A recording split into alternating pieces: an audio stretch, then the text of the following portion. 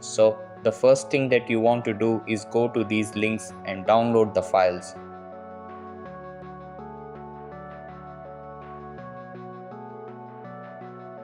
After that, run those files. Then close your browser.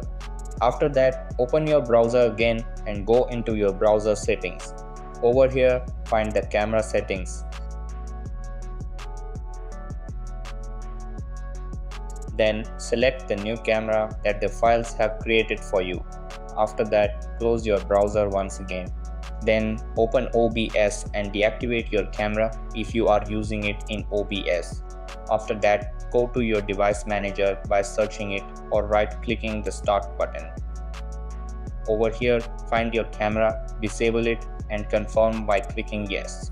After that, once your camera is deactivated and disabled in both device manager and OBS, open OmeTV again.